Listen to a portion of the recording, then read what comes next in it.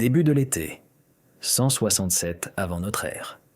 Le soleil, un bouclier audacieux, forgé dans la propre fournaise d'Héphaïstos, frappe les quais du Pirée.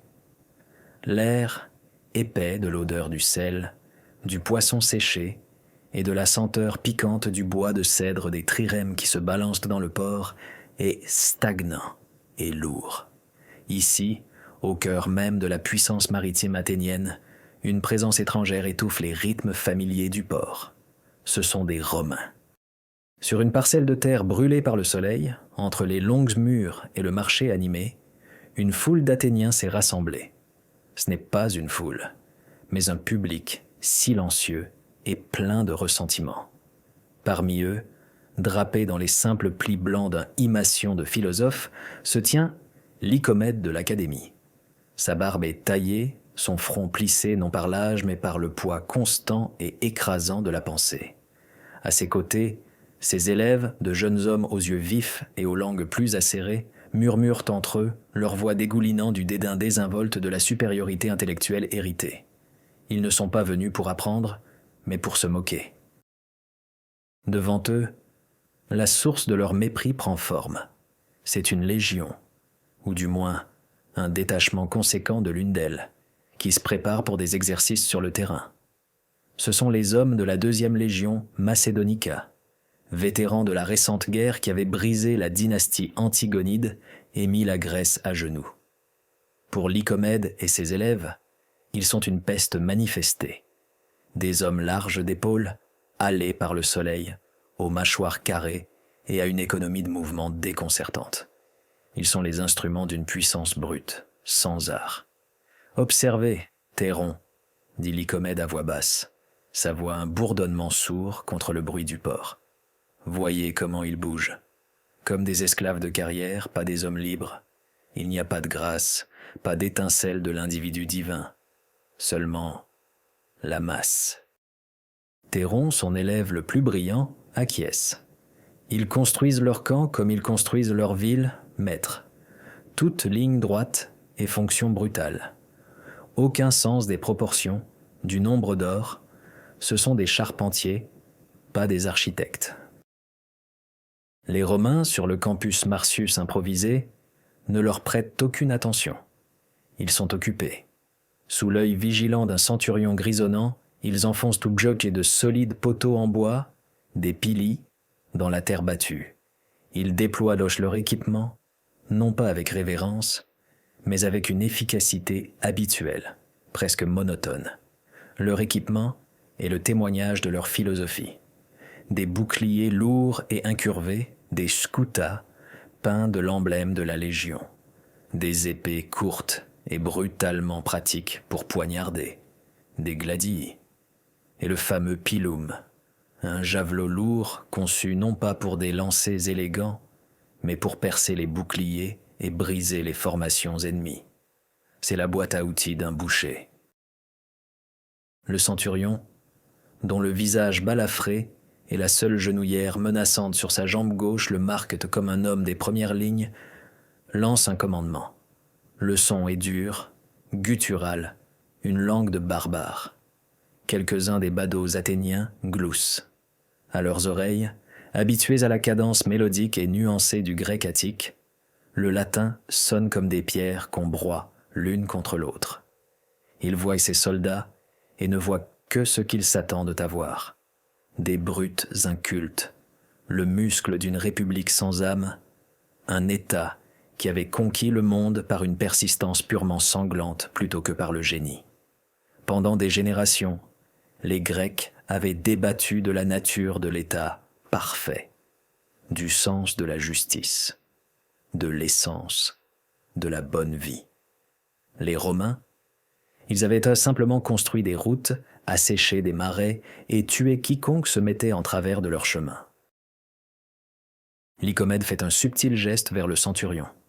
Il est leur première lance, leur primus pilus, le plus haut rang de leurs soldats ordinaires. Il ne dirige pas par l'inspiration ou la rhétorique, mais par la menace de la vitis, le bâton de vigne qu'il porte. Son autorité est la douleur. La nôtre, ajoute-t-il avec une pointe de fierté, est la raison. Les Romains s'organisent maintenant en groupes lâches, leurs armures cerclées de fer, la lorica amata, tintant doucement. La chaleur est immense, pourtant ils ne se plaignent pas. Ils se tiennent debout, ils attendent. Leur immobilité est d'une manière ou d'une autre plus déconcertante que leur activité. C'est l'immobilité d'un prédateur, patiente et absolue. Les Athéniens y voient de l'indolence, un manque de vigueur intellectuelle. Ils ne peuvent concevoir un esprit qui ne soit pas en mouvement constant. À quoi ces hommes pourraient-ils bien penser? Au prix du vin? Au code des courses de chars? Le centurion, Marcus Aemilius Scaurus, un homme dont la famille cultivait la même parcelle de terre italienne depuis 200 ans, tourne enfin son regard vers la foule de Grecs. Ses yeux, pâles et froids comme des pierres de rivière, les balayent sans intérêt. Il voit les belles robes, les mains douces, les expressions de suffisance intellectuelle. Il voit des hommes qui avaient perfectionné l'art de parler, pendant que ses ancêtres avaient perfectionné l'art de gagner. Il crache une gorgée de vin aigre sur la poussière, leur tourne le dos et lève la main. De l'autre côté du champ, un sonneur de cor solitaire, un cornicène avec un corps de cuivre massif et courbé enroulé autour de son corps, porte l'instrument à ses lèvres. Les philosophes se penchent, s'attendant à une cacophonie. Ils sont sur le point de recevoir leur première leçon. La note qui déchire l'air du Pirée n'est pas la cacophonie que les Athéniens attendaient. Ce n'est pas le braiement sauvage et chaotique d'une corne de guerre barbare. C'est une seule note, audacieuse, longue, claire et tranchante comme du verre brisé. C'est un commandement, un argument et une conclusion en un seul. Et dans le silence qui suit, un miracle de discipline se déroule. Sans un mot, sans un seul ordre crié par le centurion Scaurus, les groupes dispersés de légionnaires se rassemblent. Ils ne courent pas et ne s'agitent pas. Ils pivotent et marchent, leurs caligae cloutés mordant la terre, avec un bruit de gravier broyé. Les hommes se transforment en lignes, les lignes en manipules. En moins d'une minute, là où il y avait 100 individus déconnectés, se dresse maintenant une formation. Pour les Grecs, élevés dans la gloire de la phalange, le mur impénétrable de boucliers et de lances. Cela semble faux.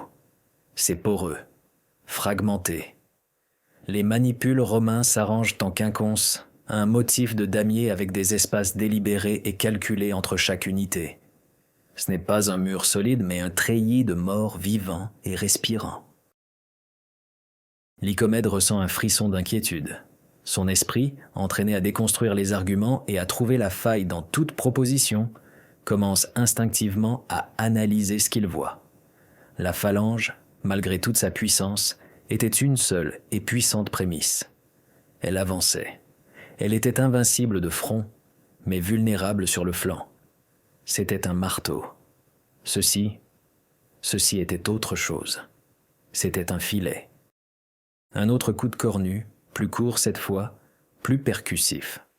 La première ligne de manipule, les Astati, les hommes les plus jeunes et les plus ardents, fait 2 pas synchronisés en avant.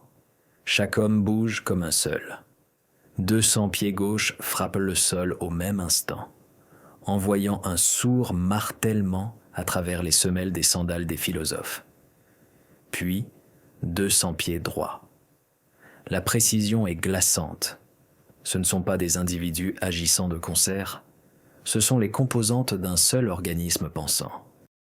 Scaurus, le centurion, se tient maintenant sur le côté, son bâton de vigne tenu lâchement à son flanc. Il ne crie pas, il observe simplement. Sa présence suffit. Il donne un signe de tête, bref, presque imperceptible. Un 3e coup de corps, Pila in manibus. Le commandement n'est pas porté par une voix, mais par la musique de la corne. En un seul mouvement fluide, chaque soldat de la première ligne soulève son pilum de 7 pieds du sol et le met en position.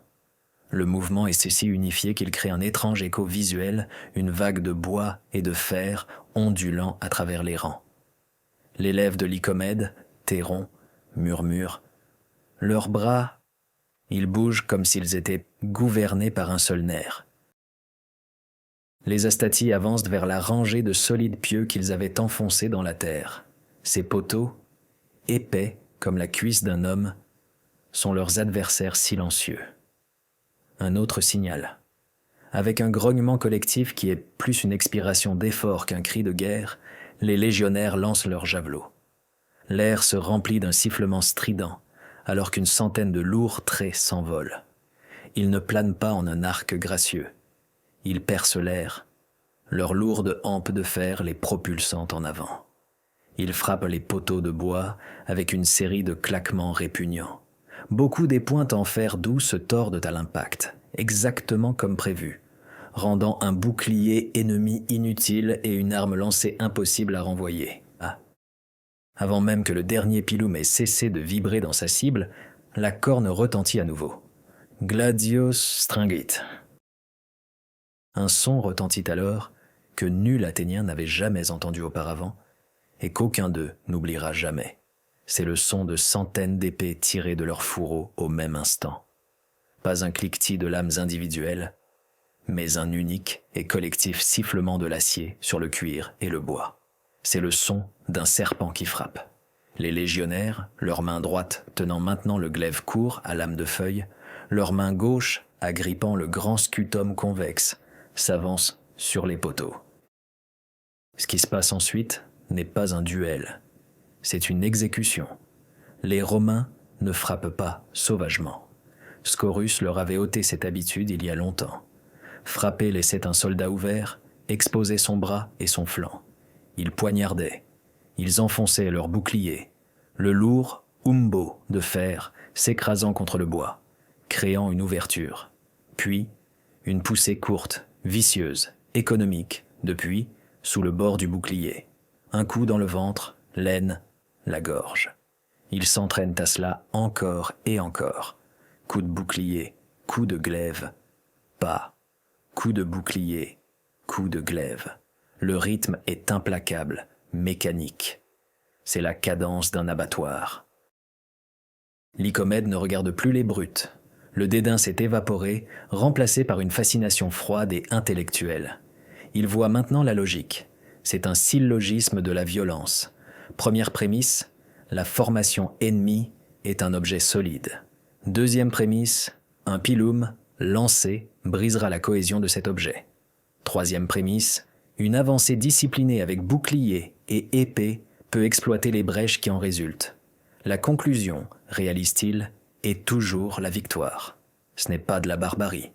C'est une philosophie, un pragmatisme impitoyable exprimé non pas en mots sur un rouleau, mais en sang sur la terre. C'était la véritable rhétorique romaine, et ses arguments étaient irréfutables. La première ligne de Hastati termine son sombre travail sur les poteaux d'entraînement. Un autre appel de corps, une série complexe de notes que les Athéniens ne peuvent déchiffrer, mais que les légionnaires comprennent instantanément. La première ligne ne se retourne pas et ne recule pas. Cela exposerait leur dos.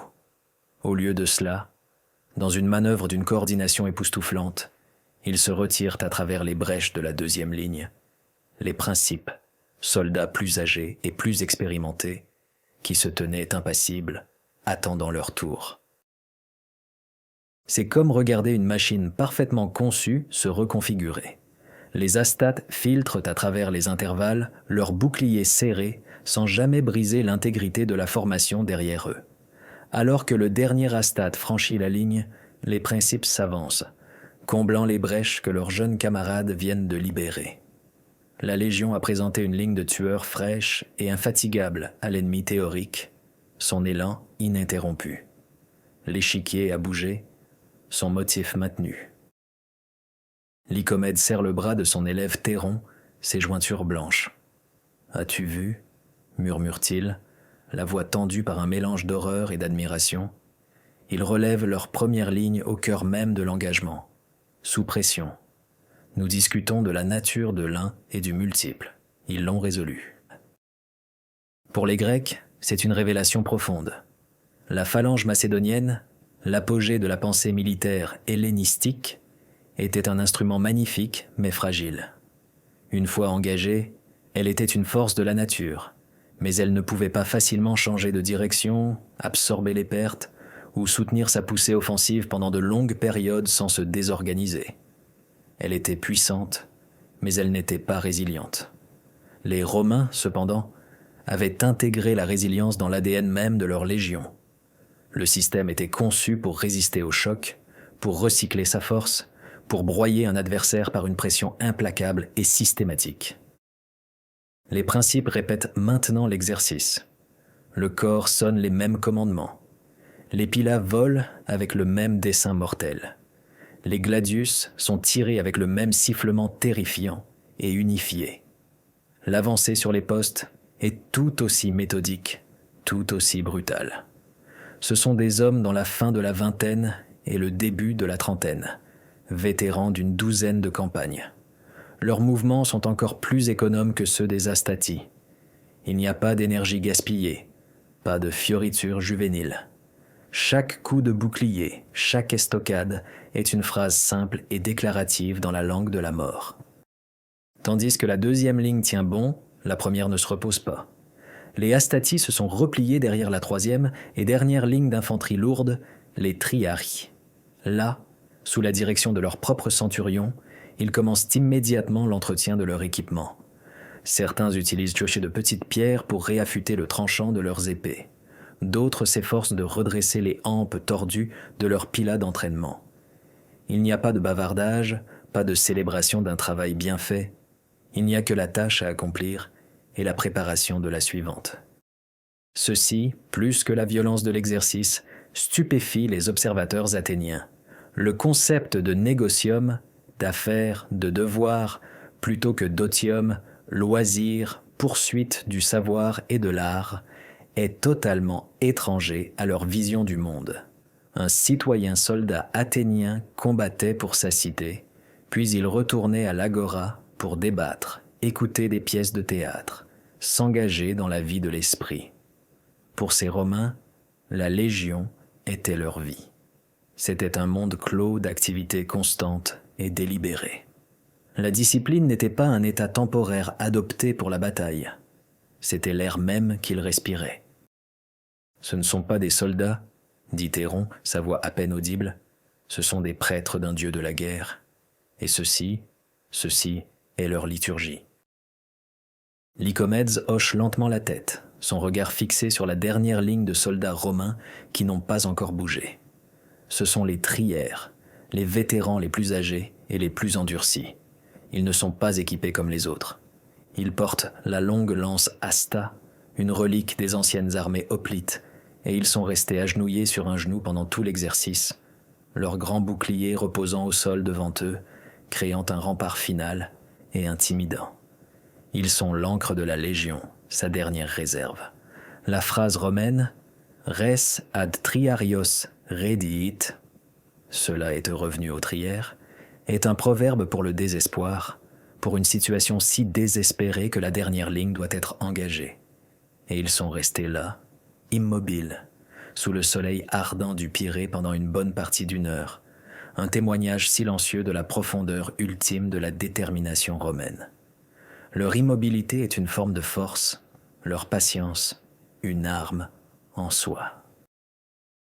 La philosophie devenait claire pour Lycomède. Elle n'était pas écrite dans une prose élégante. Elle était gravée dans les cicatrices du centurion Scaurus. Elle était enchâssée dans la conception imbriquée du scutum.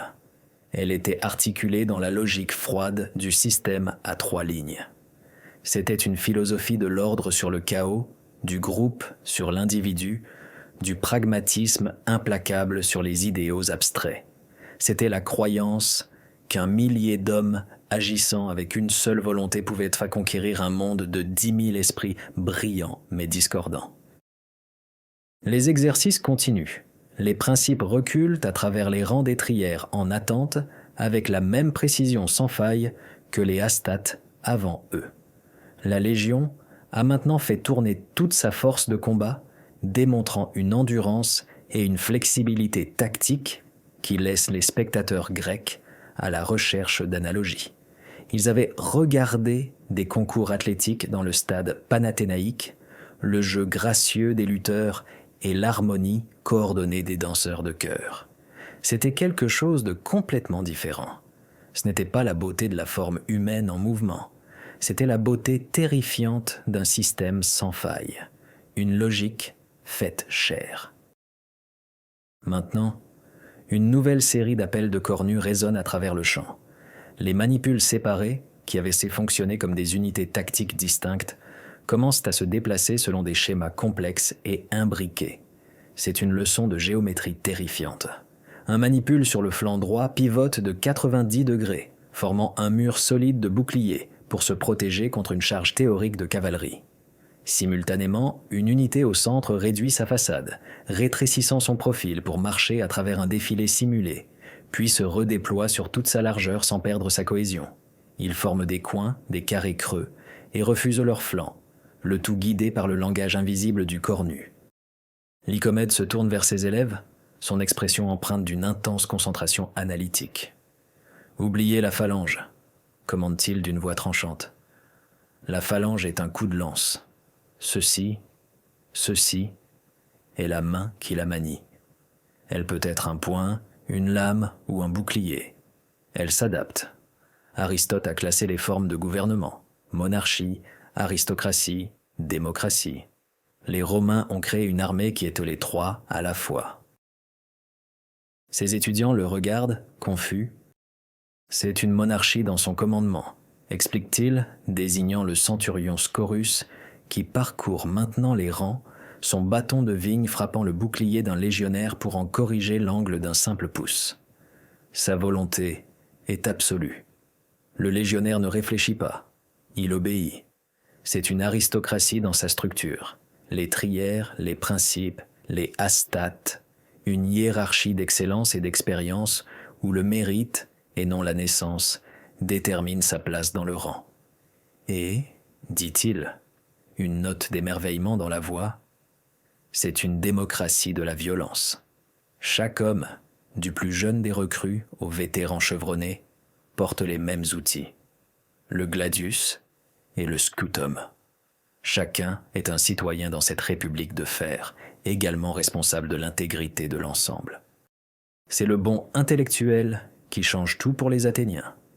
Ils avaient rejeté les Romains comme simples. Mais la simplicité, réalisaient-ils maintenant, n'était pas la même chose que la niaiserie. Le système romain était simple dans ses composantes. Le soldat, son équipement, ses mouvements de base, mais infiniment complexe dans son application. C'était l'expression ultime de la sophrosine, l'idéal grec de maîtrise de soi et de modération, mais appliqué à un collectif et dans le but d'une domination absolue. Sur le terrain, le centurion Scaurus stoppe enfin la formation. Les légionnaires se tiennent en rang parfait, leurs armures étincelantes, leurs boucliers alignés comme tracés d'un seul trait droit. Un silence descend, rompu seulement par le clapotis des vagues dans le port et le cri lointain des mouettes. Les hommes respirent maintenant lourdement, la sueur creusant des canaux nets à travers la poussière sur leur visage, mais aucun d'eux ne rompt la formation. Aucun d'eux ne s'appuie sur son bouclier, ni ne s'essuie le front. Scaurus marche devant eux, son regard balayant ses hommes. Il ne fait pas l'éloge. Il n'en a pas besoin. Leur exécution sans faille est le seul éloge requis. Il s'arrête devant un jeune Astatus, un garçon d'Ombrie pas plus âgé que Théron. Le bouclier du garçon est tenu un peu trop bas. Scaurus ne parle pas. Il tapote simplement le dessus du bouclier avec la pointe de sa vitis. Les yeux du garçon, fixés droit devant, vacillent de compréhension. Le bouclier monte à la bonne hauteur, son bord supérieur au niveau de sa bouche, protégeant sa gorge. La leçon est donnée et reçue sans un mot. Cette correction silencieuse et instantanée est, pour Lycomède, la dernière pièce du puzzle. Ce n'était pas une discipline née de la peur. La peur rendait les hommes fragiles. C'était autre chose. C'était la disciplina. C'était une compréhension partagée, un code intégré qui transcendait les ordres. Chaque homme connaissait son devoir non seulement envers son commandant, mais aussi envers l'homme à sa gauche et l'homme à sa droite. Il savait que sa vie dépendait de leur perfection et la leur de la sienne. C'était une philosophie d'obligation mutuelle, martelée en eux sur 1000 champs de manœuvre poussiéreux, de la vallée du Pô au détroit de Messine. C'était la source de la force inflexible de Rome. Les Grecs avaient construit leur société autour du citoyen. Les Romains avaient reconstruit les leurs autour du soldat. Et en regardant la Légion se tenir là, un objet inamovible sous le soleil de l'Attique, Lycomède comprend enfin que les deux n'étaient plus compatibles. L'un était destiné à régner sur l'autre. Le dernier coup de corne retentit, une note longue et sonore qui signale la fin des exercices. La tension sur le terrain se dissipe, mais la discipline, elle, ne faiblit pas. Les légionnaires ne s'effondrent pas de soulagement, ni ne se lancent dans des conversations désinvoltes. De manière ordonnée, manipule par manipule, ils quittent le terrain, récupérant leurs pilas usagés sur les poteaux de cible au passage. Leurs mouvements sont toujours économes, toujours empreints d'un sens du but. L'exercice est terminé, mais le devoir du légionnaire ne l'est pas. Vient maintenant le nettoyage du matériel, l'entretien du camp, la préparation du lendemain. La machine ralentit, mais elle ne s'arrête pas. Ликомет и его ученики застыли на месте, наблюдая, как уходят последние солдаты. Пирейское солнце, уже клонящееся к морю, отбрасывает длинные тени на опустевшее, изрытое поле. Тишина, оставшаяся после легиона, глубже, чем был шум. Это вакуум, пространство, которое было заполнено ужасающей абсолютной уверенностью. Воздух кажется тоньше. Théron, l'étudiant brillant et confiant, est le premier à parler.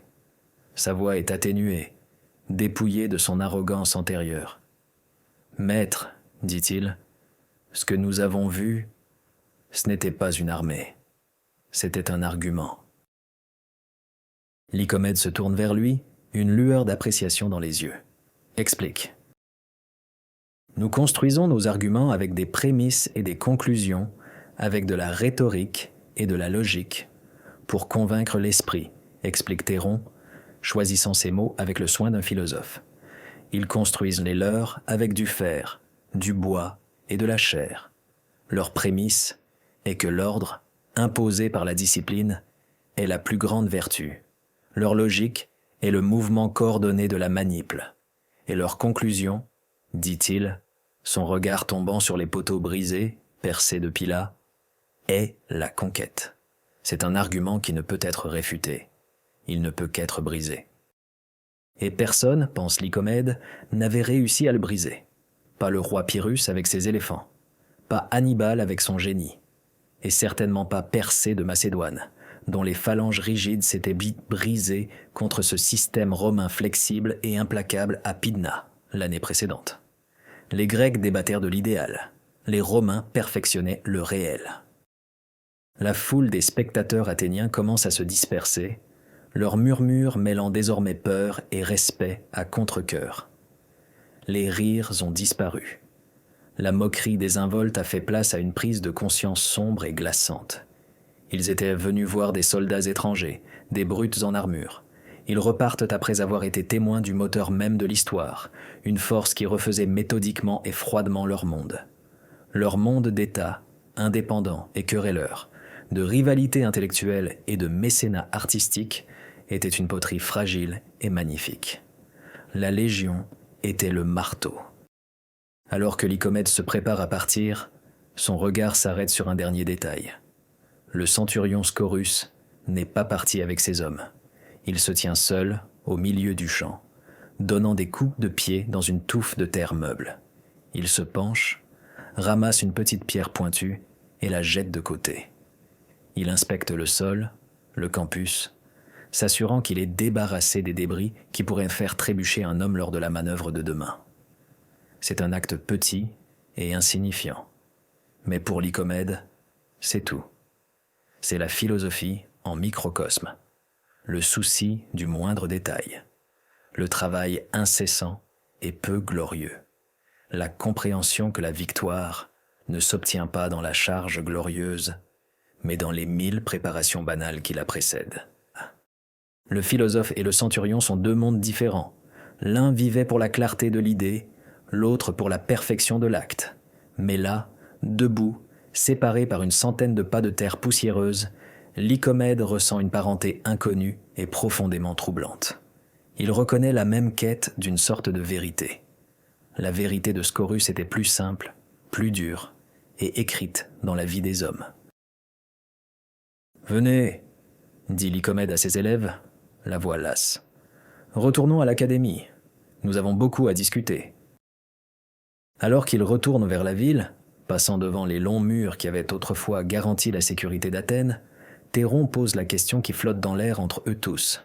« Maître, comment répondons-nous à un tel argument ?